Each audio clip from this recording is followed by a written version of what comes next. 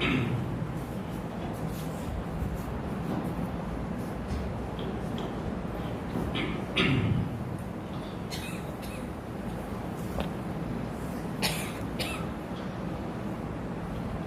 علیکم ورحمۃ اللہ وبرکاتہ۔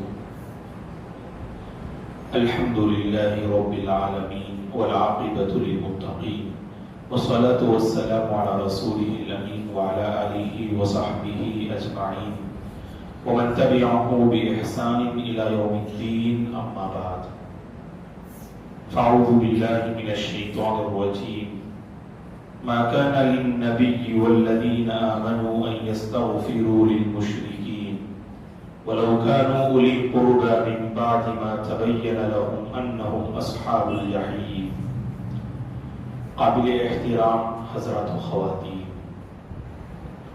ہم آپ تمام کا تہ دل سے شکریہ ادا کرتے ہیں۔ موسم سرما کی چھٹیاں چل رہی ہیں، اسکولز اور کالجز تقریباً بند ہیں۔ چھٹی کے اس موسم میں مختلف اسفار اور سفروں میں لوگ مشغول ہیں۔ آرام کا یہ وقت ہے، پھر بھی آپ پابندی کے ساتھ آپ حضرات و خواتین ہماری اس کلاس میں حاضر ہوتے ہیں، اس پر ہم مشکور ہیں اور اللہ سے دعا کرتے ہیں کہ پروردگار آپ تمام کی اس حاضری کو قبول فرمائے، اس کا بہتر بدلہ دنیا اور آخرت میں عطا فرمائے، آمین۔ پابندی سے حاضر ہونے والے وہ حضرات و خواتین جو اب شاید سفر پہ ہوں یا عمرہ سے باہر ہوں، جس کی وجہ سے وہ حاضر نہ ہو پائے ہوں، تو یہاں موجود حضرات و خواتین سے ہم گزارش کرتے ہیں اور اپیل کرتے ہیں یہ پیغام ان تک پہنچا دیں کہ ہماری یہ کلاس الحمدللہ ریکارڈ ہوتی ہے اور امام صاحب یوٹیوب پر اسے نشر کرتے ہیں، اور پیر یا منگل کے دن ہماری یہ کلاس سوشل میڈیا میں نشر ہو جاتی ہے۔ تو لہٰذا ان سے آپ کہیے کہ اس کلاس کو بھی سن لیں تاکہ سیرت کا یہ سلسلہ ہمارے ذہنوں میں باقی رہے۔ اس سے پہلے الحمدللہ ہم نے ہجرت جو حبشہ کی جانب مسلمانوں نے کی، پہلی بار دوسری بار، اس سلسلے میں کچھ تفصیلی باتیں آپ کی خدمت میں رکھ کر سیرت کے دو اہم واقعات پچھلے درس میں ہم نے آپ کی خدمت میں کہا تھا۔ ایک عمر بن خطاب رضی اللہ عنہ اور دوسرے حمزہ بن عبد المطلب رضی اللہ عنہ، ان دو ہستیوں نے اسلام کو قبول کیا جو کفر کی سرزمین میں معبودان باطلہ کی پوجا پاٹ میں ان کا بہت بڑا رول ہوا کرتا تھا۔ معاشرے کے دو اہم ستون تھے، ایک حمزہ بن عبد المطلب اور دوسرے عمر بن خطاب، اور دونوں کو اللہ تعالیٰ اسلام سے مالا مال فرماتے ہیں۔ اور یہاں پر جب یہ دونوں اسلام قبول کر لیے، جو کافروں کی توقع اور امید سے بالکل ہٹ کر یہ بات تھی کہ عمر جیسے انسان جو کفر پر ڈٹے ہوئے تھے، جنہوں نے بہت سے مسلمانوں کو تکلیف دی، ان کے سلسلے میں تصور نہیں کیا جا سکتا کہ وہ اسلام قبول کر لیں۔ لیکن اللہ جب کسی کو ہدایت دینا چاہے، دنیا کی کوئی طاقت روک نہیں سکتی۔ اگر کوئی گمراہی پہ چلا جائے، دنیا کی کوئی طاقت اسے ہدایت پر لا نہیں سکتی سوائے اللہ کی ذات کے۔ یہ میرے اور آپ کا عقیدہ ہے دوستو۔ چلیے آگے بڑھتے ہیں۔ جیسا کہ ہم نے آخری کلاس میں کہا تھا کہ آج ایک ایسا واقعہ ہم آپ کی خدمت میں بیان کریں گے، مکی زندگی کا بہت ہی گھناؤنا واقعہ ہے، اور بلکہ تاریخ انسانی کا دردناک واقعہ ہے، جسے سیرت نگاروں نے اپنی کتابوں میں نقل کیا ہے۔ وہ واقعہ کیا ہے کہ مشرکین مکہ نے، یہ بات اچھی طرح سے آپ جانتے ہیں کہ اسلام سے لوگوں کو دور رکھنے اور ہٹانے کے لیے مختلف حربیں اور سازشیں انہوں نے کی، لیکن ہر حربہ، ہر ہتھیار، ہر سازش اور ہر کوشش ان کی ناکام رہی۔ ایک طرف ان کی ہر سازش ناکام ہوتی ہوئی نظر آ رہی تھی، دوسری جانب مسلمانوں میں سے بعض نے حبشہ کی جانب ہجرت کی۔ 80 سے زائد مرد اور 18 کے آس پاس عورتیں سرزمین مکہ چھوڑ کر حبشہ پہنچ چکے تھے اور وہاں اللہ کی بندگی کو پرامن طریقے سے بجا لا رہے تھے. اور حبشہ کے بادشاہ نجاشی نے مسلمانوں کا پورا سپورٹ کیا اور مکمل تعاون کیا. ایک طرف ان کی ہر سازش ناکام، دوسری طرف ادھر مسلمان مکہ خالی کر رہے ہیں اور حبشہ جا کر پرسکون طریقے سے عبادت کر رہے ہیں، تیسری طرف مختلف قبیلے والے جو آتے مکہ تجارت کی غرض سے اللہ کے نبی سے ملاقات کرتے، صحابہ کے اخلاق کو دیکھتے اور اسلام میں داخل ہوتے. اور چوتھی جانب سب سے اہم جو مشرکین مکہ کی نیندوں کو اڑانے والی چیز حضرت عمر کا قبول اسلام رضی اللہ عنہ اور حضرت حمزہ کا قبول اسلام رضی اللہ عنہ، ان دونوں ہستیوں کے قبول اسلام نے مشرکین مکہ کی نیندیں حرام کر دی. اب انہوں نے سوچا، جب اتنی ساری چیزیں جمع ہو گئیں، انہوں نے سوچا اب کوئی بہت بڑا قدم آگے بڑھاتے ہیں. اب تک مسلمانوں کو تکلیف دی، اللہ کے نبی کو ستایا، اسلام سے روکنے کی کوشش کی. اب جو ہر بار انہوں نے سوچا اللہ کی پناہ، مشرکین اور کفار جمع ہو گئے اور مشورہ کیا کہ کیا کیا جائے. اگر ہم نے یوں ہی چھوڑ دیا پتہ نہیں کفر کے مضبوط ستون اسلام کے مضبوط ستون بن جائیں گے، تو کیا کیا جائے. تو مشرکین نے آپس میں مشورہ کیا اور انہوں نے ایک بات طے کی، اس مسئلے کا ایک ہی سلوشن ہے، اس مسئلے کا ایک ہی سلوشن ہے. وہ سلوشن یہ ہے کہ نعوذ باللہ ثم نعوذ باللہ اللہ کے نبی کو قتل کر دیا جائے. تو جمع ہو گئے سب مشرکین اور کفار، اللہ کے نبی کو قتل کرنے پر جمع ہو گئے صلی اللہ علیہ وسلم کو. کہا کہ آپ کو اگر قتل کر دیا جائے یہ دین آگے بڑھ نہیں سکتا اور مسلمانوں کی تعداد میں اضافہ ہو نہیں سکتا. اور یہ خبر حضرت ابو طالب کو پہنچ گئی، جو چچا تھے، بڑے ہمدرد و ہمنوا تھے، بڑے غمخوار و غمگسار تھے اور دین اور دعوت کے معاملے میں بڑے مضبوط ستون تھے. اور جیسے ہی خبر ملی ابو طالب کو، ابو طالب نے اپنے دو اہم خاندان والوں کو جمع کیا. ایک خاندان کا نام غور سے سنیے، نام یاد رکھیے، دو خاندان والوں کو ابو طالب نے جمع کیا. ایک خاندان کا نام بنو ہاشم ہے اور دوسرے خاندان کا نام بنو المطلب ہے. ایک بنو المطلب اور بنو ہاشم، ان دو خاندان کو آپ نے گھر جمع کیا اور جمع کر کے کہا دیکھو محمد ایک اللہ کی بندگی کی طرف دعوت دے رہے ہیں، یہ دین اور مذہب کا مسئلہ ہے، لیکن وہ ہمارے آدمی ہے نا، وہ ہم سے تعلق رکھتے ہیں نا. اور زمانے جاہلیت کی ایک بات کیا تھی کہ اپنے قبیلے کے کسی انسان کو اگر کوئی باہر کا تکلیف دے تو سب مل کر اس دشمن کو بھگایا کرتے تھے. اسے کہتے ہیں عصبیت، اپنے قبیلے کی حمیت، قوم کی طرفداری. اس میں انصاف اور نا انصافی دونوں وہاں پر پائے جاتے تھے. اور اسلام نے کہا کہ کبھی آپ اپنے آدمی کی طرفداری نہیں کرنا نا انصافی کی بنیاد پر. اگر آپ کے شخص نے، آپ کے قریب نے، آپ کی بستی اور محلے والے نے اگر غلطی کی، انصاف کا معاملہ کرنا. اگر دشمن میں اگر انصاف نظر آئے اس انصاف کو انصاف کہنا، اور دوست میں اگر نا انصافی نظر آئے اس نا انصافی کو نا انصافی کہنا. اس معاملے میں اور آپ بہت کمزور نا. اپنا کوئی غلطی کرتا ہے تو ہم اس کے سب خون معاف کر دیتے.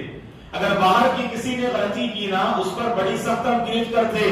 یاد رکھیے اللہ نے کہا یہ متقی انسان کی پہچان نہیں. اللہ سے ڈرنے والے بندے کون ہوتے ہیں؟ جو ہر حال میں انصاف کو قائم کرتے ہیں. کہا اللہ نے وَلَا يَجْرِمَنَّكُمْ شَنَآنُ قَوْمٍ عَلَىٰ أَلَّا تَعْدِلُوا اعْدِلُوا هُوَ أَقْرَبُ لِلتَّقْوَىٰ. اگر کسی قوم سے تمہاری دشمنی ہے، اگر کسی قوم سے تمہاری دشمنی ہے، یہ دشمنی تمہیں ناانصافی پہ نہ ابھارے.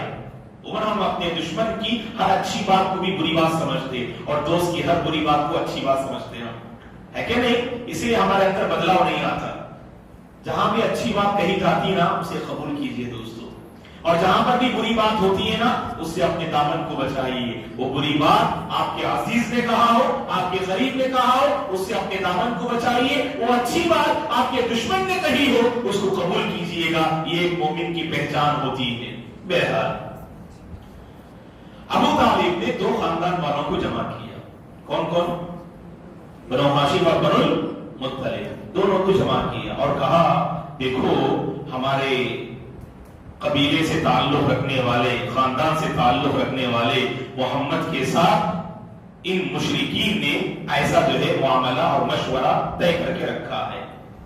اب محمد کو بچانا یہ میرے اور آپ کی ذمہ داری ہے. ابو طالب کی اس آواز پر پورا قبیلہ بنو ہاشم کا اور بنو المطلب کا پورا قبیلہ اللہ کے نبی کو بچانے کی خاطر دونوں قبیلے جڑ گئے.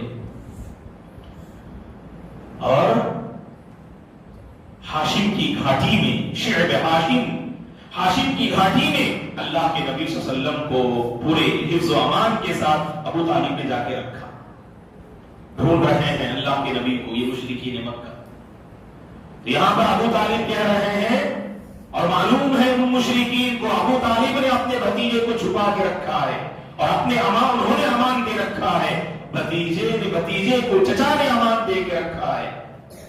تو کہا مشرکین نے اے ابو طالب کہ آپ اپنے بھتیجے کو ہمارے حوالے کر دیجئے ورنہ ہم اس سے بہت بڑا قدم آگے اٹھائیں گے. کہا کیا ہرگز نہیں دے سکتے آپ کو. تو اس کے بعد جو قدم انہوں نے آگے بڑھایا نا یہی تاریخ کا بہت ہی گھناؤنا جو قدم ہے. کیا کیا ان لوگوں نے؟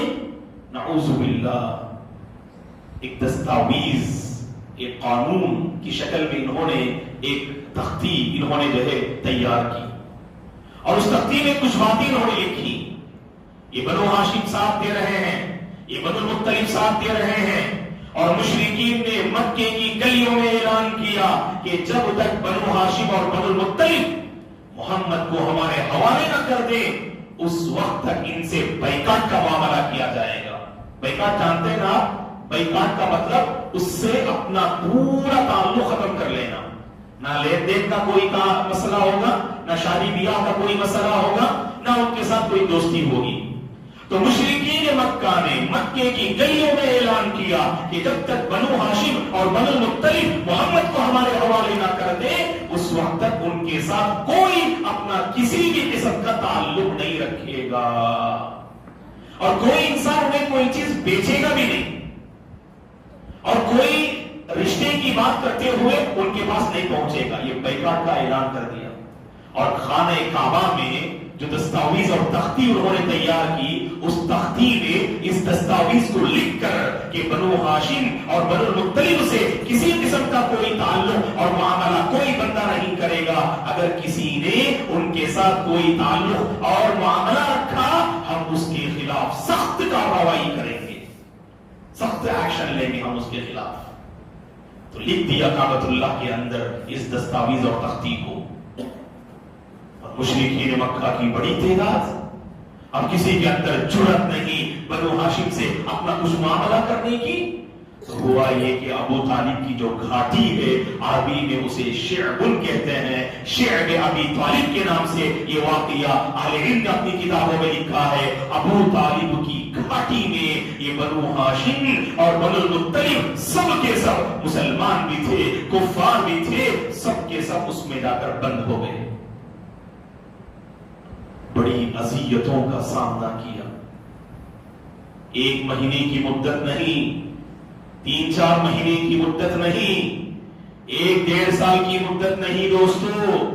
ابو طالب کی گھاٹی میں یہ 2 خاندان والے تقریباً 3 سال تک بند رہے. مشرکین مکہ نے ان کے ساتھ اپنا تقریباً معاملہ اور جو تعلق ختم کر لیا. بڑی اذیتوں کا سامنا کیا, بڑی تکالیف کا سامنا کیا. اور بنو ہاشم بنو المطلب میں ایک شخص نکل گیا, اس نے کہا کہ ہم محمد کا ساتھ نہیں دیں گے, ہم تو مشرکین کے ساتھ ہیں. وہ نکلنے والا کون تھا؟ اللہ کے نبی کا چچا ابو لہب تھا. ابو لہب نکل گیا بنو ہاشم اور بنو المطلب, کیونکہ وہ بھی انہی کے خاندان سے تھا. ہونا تو یہ چاہیے کہ محمد کی طرفداری کرے، لیکن وہ تو کفر کا سرغنہ تھا، ہمیشہ اس نے مسلمانوں کو تکلیف دینے میں کوئی کسر نہ چھوڑی۔ اس ابو لہب جو اللہ کے نبی کا چچا تھا، نکل گیا وہ اور کہا کہ ہم یہاں نہیں رہ سکتے، ہم تو مشرکین کے ساتھ ہیں۔ 3 سال دوستو مسلمانوں نے بھی بہت تکلیفیں برداشت کی۔ جانتے ہیں کہ اس 3 سال کی مدت میں اگر کوئی باہر سے تجارتی قافلہ، تجارتی جماعت اگر مکہ پہنچتی نا، ابو لہب بالفور پہلی فرصت میں اس جماعت سے جا کے ملاقات کرتا اور کہتا کہ تم تجارت کے سامان لے کر آئے ہو، یاد رکھنا کہ تم اس گھاٹی میں جتنے لوگ ہیں نا ان میں سے کسی کو کچھ بھی دینا نہیں، کھانے پینے کی چیز۔ اگر وہ لینا چاہیں تو ایک کنڈیشن ہے، قیمت اس قدر بڑھا کے پیش کرو وہ لے نہ سکیں۔ وہ 10 روپے کی چیز 1000 روپے بتاؤ فار ایگزامپل۔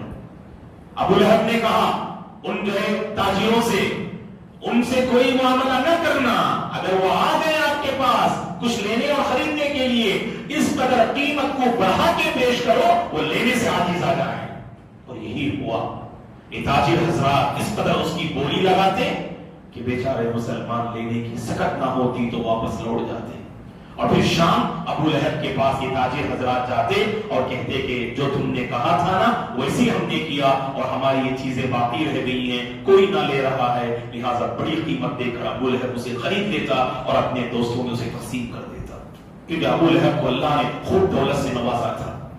ابو لہب کو اللہ نے خوب دولت سے نوازا تھا، تو اپنی دولت کا استعمال مسلمانوں کو تکلیف دینے میں وہ جو لگا رہا تھا۔ بہرحال دوستو یہ 3 سال کی جو ہے مدت تھی جو ابو طالب کی گھاٹی میں بند رہے، اور اس حوالے سے اہل علم نے کئی ایک واقعات اپنی کتابوں میں لکھا ہے۔ ان میں سے سعد بن ابی وقاص رضی اللہ عنہ فرماتے ہیں جب ابو طالب کی گھاٹی میں ہم تھے نا، اللہ اکبر اللہ اکبر، انسان دوستو دیکھیے جب ایمان دل میں پیوست ہو جائے نا، ہر قسم کی تکلیف کو خوشی بخوشی برداشت کرتا ہے۔ سعد بن ابی وقاص رضی اللہ عنہ فرماتے ہیں کہ رات میں انتہا درجے کی بھوک مجھے لگی اور میں کچھ کھانے کی تلاش میں نکل پڑا اور راستے میں دیکھا کہ کوئی تر چیز مجھے نظر آئی۔ تر چیز یعنی کوئی گیلا پن، جس چیز میں کوئی گیلا پن تھا وہ چیز مجھے نظر آئی۔ رات کی تاریکی اور اندھیری تھی، میں نے اس چیز کو لیا اور اپنے منہ میں نے ڈال لیا، بھوک ناقابل برداشت۔ اور حضرت سعد بن ابی وقاص فرماتے ہیں کہ میں ابھی تک معلوم نہ کر سکا وہ کیا چیز تھی وہ۔ اور یہی آپ بیان کرتے ہیں سعد بن ابی وقاص رضی اللہ عنہ ایک اور واقعہ کہ 2-3 دن تک اسی بھوک و پیاس میں رہتے، جب بھوک ناقابل برداشت ہوتی نکل پڑتے تاکہ کوئی چیز مل جائے۔ تو اسی طرح کہتے ہیں ایک مرتبہ نکلا اپنی ضرورت پوری کرنے کے لیے رات میں اور دیکھا کہ میرے پیر میں اونٹ کے چمڑے کا ایک ٹکڑا مجھے میسر آیا، اس اونٹ کے چمڑے کے ٹکڑے کو میں نے لیا اور اسے آگ پہ بھونا اور 2 جو ہے پتھروں کے درمیان رکھ کر اسے میں نے کوٹا اور اس کا میں نے صفوف پاؤڈر میں نے تیار کر لیا اور اسی پاؤڈر کو میں نے کھا لیا اور اس کے ساتھ میں نے پانی پی لیا تاکہ بھوک و پیاس کی شدت میں کچھ کمی آئے، اور 3 دن تک میں نے اسی پہ گزارا کیا۔ سعد بن ابی وقاص رضی اللہ عنہ، اور اہل علم نے اپنی کتابوں میں لکھا کہ اس ابو طالب کی گھاٹی میں جب یہ لوگ تھے نا تو سبحان اللہ بچوں کی رونے کی آوازیں کس قدر بلند ہوتی بھوک و پیاس کی وجہ سے کہ مکے کی وادیوں میں ان بچوں کی رونے کی آوازیں جو سنا کرتے تھے۔ دوستو یہ ان واقعات کو بیان کرنے کا مقصود جانتے کیا ہے کہ میرے اور آپ کی زندگی میں جذبہ شکر ہونا چاہیے۔ دوستو اللہ نے بہت نوازا ہے مجھے اور آپ کو، سب سے بڑھ کر جانتے ہیں آپ اللہ کی نعمت آپ بھی پا رہے ہیں، ہم بھی پا رہے ہیں، اور عمر آباد کا ہر فرد اس نعمت کو پا رہا ہے۔ امن کی زندگی اللہ نے ہمیں دی ہے۔ دوستو آزمائشیں یہاں زیادہ نہیں ہے، سوچو اگر ایسی آزمائشیں آتی تو ہمارے ایمان کا کیا حال ہوتا۔ گھر میں کبھی کچھ فقر و فاقہ آیا تو زبان پہ کتنے ناشکری کے الفاظ آتے ہیں ہماری زبانوں پر، ہم نے کبھی سوچا نہیں۔ دوستو اس اسلام کی خاطر ان مقدس ہستیوں نے کتنی بڑی قربانیاں دی ہیں۔ اسی لیے کہا جاتا ہے کہ سیرت کو پڑھو، سیرت رسول پڑھو، سیرت صحابہ پڑھو، تمہاری سیرت میں بدلاؤ آئے گا، تمہاری سوچ میں نکھار پیدا ہوگا، تمہاری زندگی میں شکر کا جذبہ پیدا ہوگا۔ ان واقعات کو پڑھنے سے ہمیں اندازہ لگتا ہے ہم نے اسلام کی خاطر کچھ نہ کیا دوستو، دھوکہ ہم نے بہت دیا ہے اپنوں کو اور اپنی ذات کو ہم نے۔ اسی لیے دوستو شکر کا جذبہ لے کر اٹھو یہاں سے، اور اللہ کی بندگی کو ہم بچا لائیں، اللہ کو ہم راضی کریں، اور جو توحید اور امن کا ماحول اللہ نے مجھے اور آپ کو عطا کیا ہے، کوشش کیجئے گا کہ ہم اس کی حفاظت کرنے والے بن جائیں گے انشاءاللہ۔ یہاں پر 3 سال تک وہ تختی کعبۃ اللہ کے اندر لٹکی ہوئی تھی، اور ہوا یہ آہستہ آہستہ دیمک نے اس تختی کو کھا لیا۔ اور وہ کیسے؟ یہاں پر 2 روایتیں ہیں، میں دونوں روایتیں آپ کے حوالے کر رہا ہوں، اور یہ بات بھی واضح کر دیتا ہوں یہ دونوں روایتیں اہل علم نے کہا کہ سند کے اعتبار سے صحیح نہیں ہے۔ بہرحال اہل علم اس میں کلام کریں گے، لکھا ہے اپنی کتاب کیا 2 واقعہ جو دستاویز لکھا تھا نا، جو سراسر ظلم پر تھا، بائیکاٹ نا، کہ کوئی بنو ہاشم سے اور بنو مطلب سے اپنا کوئی تعلق نہیں رکھے گا، یہ بائیکاٹ کا اعلان تھا یہ، اور بائیکاٹ یہ ظلم پر تھا، یہ ظلم کی دعوت دینے والا بائیکاٹ تھا یہ۔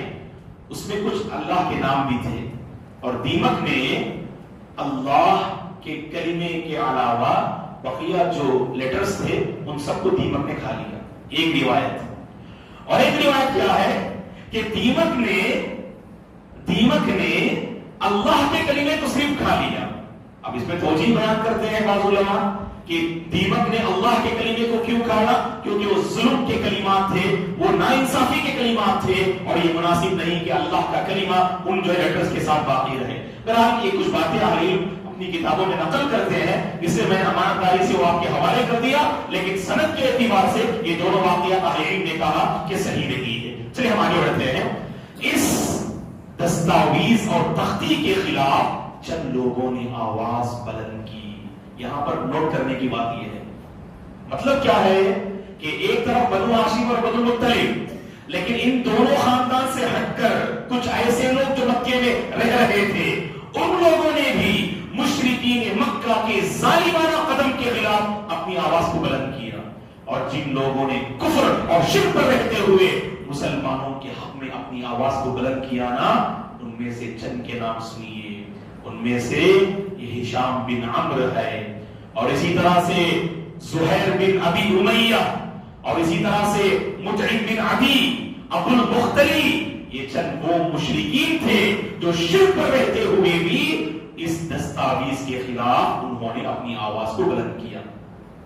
یہاں پر ایک واقعہ میں آپ کو حوالے کر رہا ہوں۔ جنگ بدر یہ کب پیش آتی ہے؟ جنگ بدر، بچے جواب دیں گے جو سامنے بیٹھے ہیں۔ بدر کی جنگ سنا ہے آپ نے؟ نوجوانوں کوئی جواب دے سکتے ہیں بدر کی جنگ کب ہوئی؟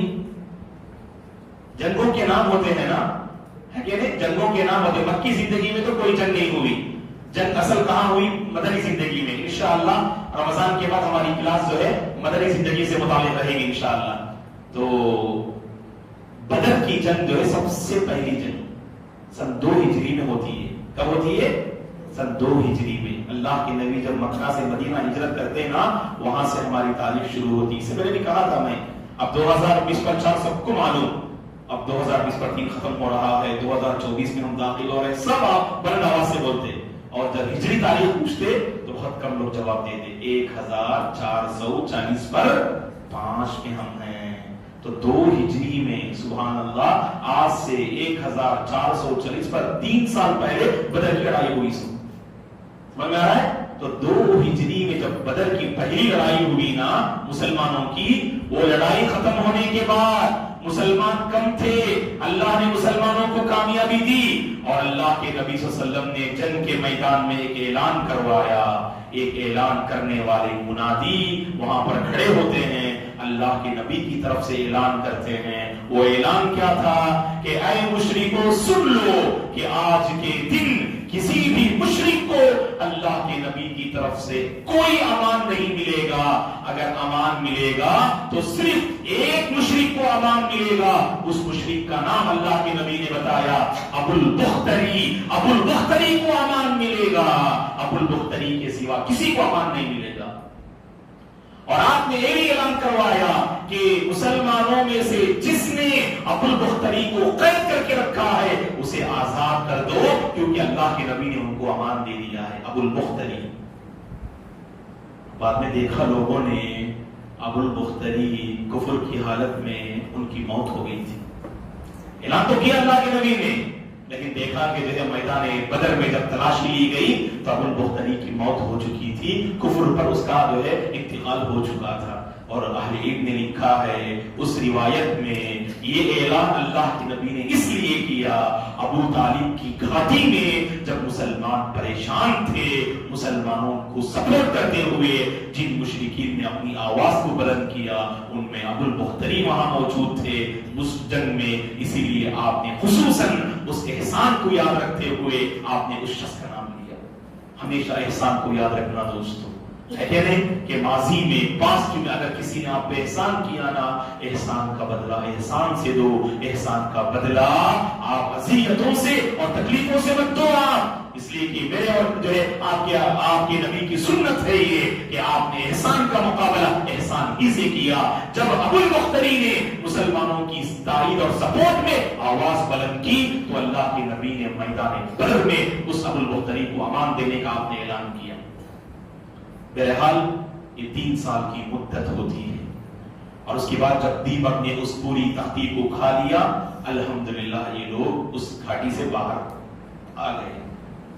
جانتے ہیں آپ کب داخل ہوئے تھے یہ لوگ؟ نبوت کے 7ویں سال، نبوت کے 7ویں سال یہ ابو طالب کی گھاٹی میں داخل ہوئے، تقریباً 7 8 9 نبوت کے 9ویں سال تک یہ ابو طالب کی گھاٹی میں رہے، اور 3 سال کی مدت کے بعد جب یہ پھر امن و امان سے باہر نکلے، اور اہل علم نے لکھا کہ اس 3 سال کی مدت میں بعض صحابہ کی موت ہو گئی اور بعض صحابہ جو انتقال کر گئے، اور اس کے بعد اللہ کے نبی کی زندگی میں 2 عظیم واقعات رونما ہوئے۔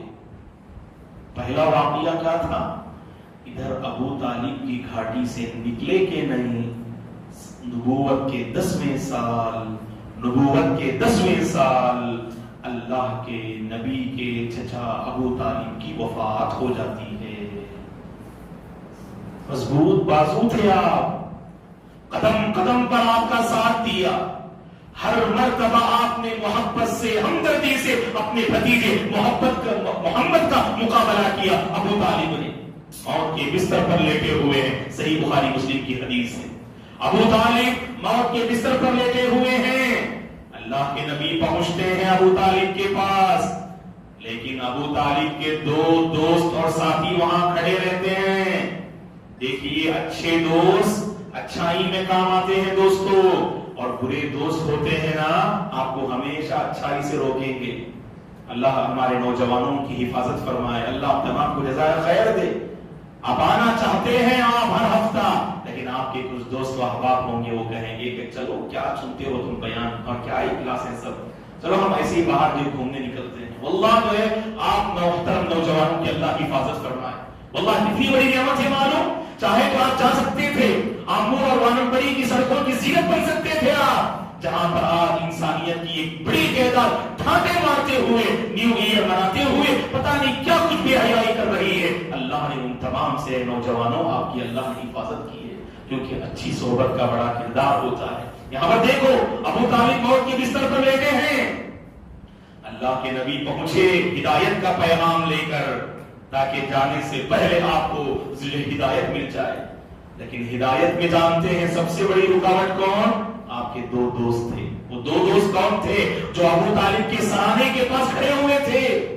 ان میں سے ایک ابو جہل اور دوسرا عبداللہ بن ابی امیہ، یہ دونوں مشرک اور کفر کے سرغنے، ایک طرف ابو جہل اور عبداللہ بن ابی امیہ، یہ دونوں سر پہ کھڑے ہوئے ہیں، اور اللہ کے نبی نے کہا صحیح بخاری مسلم کی حدیث، یا عمی قل کلمۃ اشہد لک بہا عند اللہ، اے چچا جان ایک مرتبہ کلمہ کہہ دیجیے بس، اس کلمے کی بدولت نہ میں اللہ کے پاس تمہاری سفارش کروں گا۔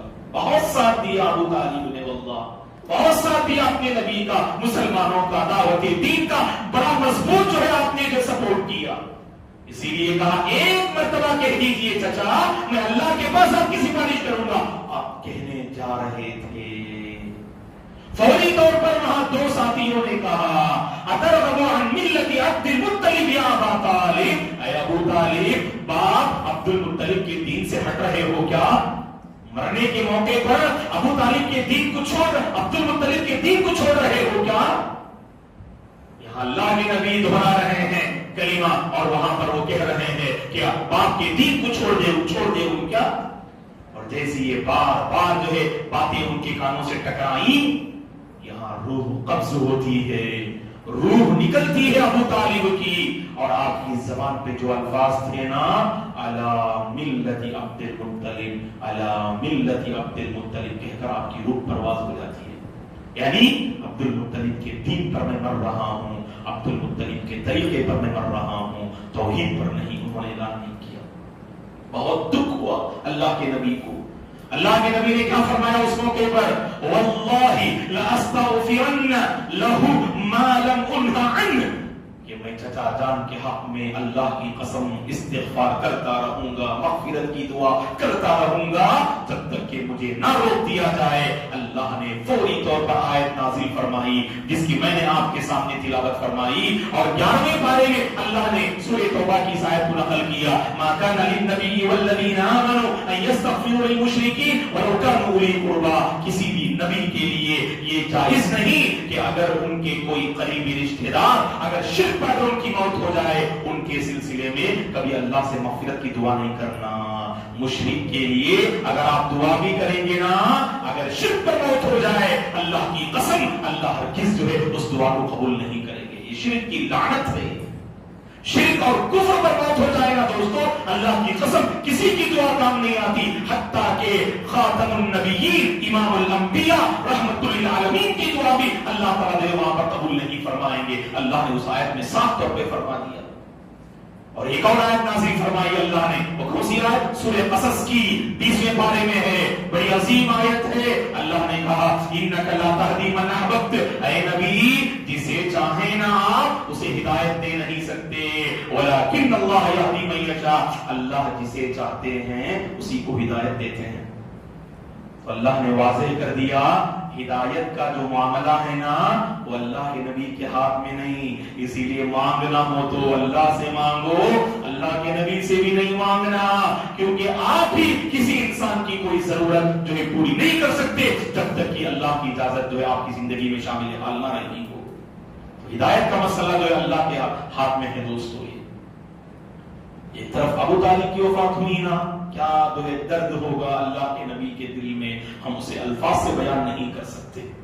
ادھر ابو طالب کی وفات ہوئی کہ نہیں، ایک اور آپ کے سب سے قریب انسان جو آپ کے ہم سفر، مثالی اور پاک باز خاتون، نبوت سے پہلے آپ کا ساتھ دینے والی اور نبوت کے بعد دعوت کے میدان میں آپ کا مکمل کھل کر سفر کرنے والی آپ کی پہلی چہیتی بیوی خدیجہ بنت خویلد رضی اللہ عنہ کا بھی انتقال ہو جاتا ہے. خدیجہ رضی اللہ عنہ کا بھی انتقال ہوتا ہے. اب علماء نے کہا کہ ابو طالب کی وفات تو پہلے ہوئی اور بعد میں خدیجہ کی وفات ہوئی رضی اللہ عنہ. دونوں کے درمیان میں کتنی مدت تھی دیکھو، 3 باتیں اہل علم نقل کرتے. بعض علماء نے کہا 2 مہینے کی مدت تھی، 2 مہینے کا گیپ تھا، پہلے ابو طالب پھر 2 مہینے کے بعد خدیجہ رضی اللہ عنہ. بعض علماء نے کہا کہ صرف 1 مہینے 5 دن کی مدت تھی، اور بعض علماء نے کہا صرف 3 دن میں ماں خدیجہ بھی انتقال کر گئی. 3 دن لے لیں، 1 مہینہ 5 دن لے لیں، 2 مہینے لے لیں. کتنی بڑی مدت ہے؟ بڑی مدت کیا؟ مختصر سی مدت میں آپ کے 2 ہم سفر اور ساتھ رہنے والے اس دنیا سے رخصت ہو گئے. اسی لیے اہل علم نے اس سال کو، نبوت کے 10ویں سال کو ایک ٹائٹل دیا اور کہا کہ عام الحزن، وہ غم کا سال تھا. ابو طالب کی گھاٹی میں 3 سال تک رہے، پھر ابو طالب کی وفات ہوئی، پھر ماں خدیجہ کی وفات ہوئی. سبحان اللہ، یہ کہ بات دیگر ہے، اللہ کے نبی نے آزمائشوں کا سامنا کیا. اور یہاں پر ماں خدیجہ کی وفات کی مدت کے بعد آپ نے سودا بنت زمع رضی اللہ عنہ سے شادی کی. ایک ایک میں اپنی گفتگو ختم کر دوں گا. آپ جانتے ہیں اللہ کے نبی سے جب خدیجہ سے شادی کی، کیا عمر تھی آپ کی؟ 25 سال تھی، اور خدیجہ زیدہ کی عمر 40 سال تھی. تو گویا کہ اللہ کے نبی کی عمر جب 50 سال ہوئی اور مائے خدیجہ کی عمر جب 60 پر 5 سال ہوئی تو اس وقت مائے خدیجہ کا انتقال ہوتا ہے. اس 25 سالہ جو ہے رشتہ زوجیت کا جو بندھن تھا، سبحان اللہ،